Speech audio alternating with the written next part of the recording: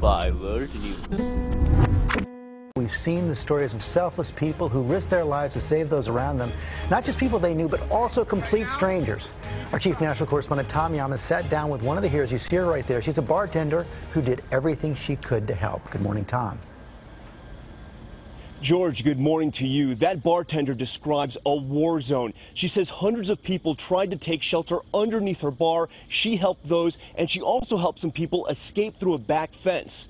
But her most honorable act may be what she did with someone she couldn't save. As country superstar Jason Aldean played on stage, bartender Heather Goose was serving up cold beer in a fan VIP section when suddenly gunfire, then chaos. You could hear everybody shouting, "Shooter, shooter." Hundreds ran towards her bar, seeking shelter from the incoming fire. I mean, this was legitimate terror. She sees the wounded being taken out on makeshift gurneys, so she helps carry a man out on this maintenance ladder. He's been shot in the stomach. The fingers kind of squeezed and then just stopped.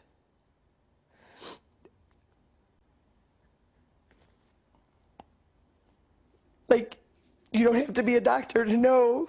That man was 23-year-old Jordan McKildoon at the concert with his girlfriend. She somehow escaped and had no idea what happened to her boyfriend until she gets in touch with Heather, who had Jordan's iPhone. She said, "Is he hurt?" And I said, "Yes." And she said, "Be honest with me, like, tell me, like, is he okay?" And I said, "No." I said, "He's passed away, he's dead." Over the next several hours, Heather, a complete stranger, would be in communication with Jordan's family, from his mother to his grandparents. And I kept thinking about, if this was me, would people stay with me? Would they make sure that I was okay? You know, that they tried to contact my family, and I couldn't go.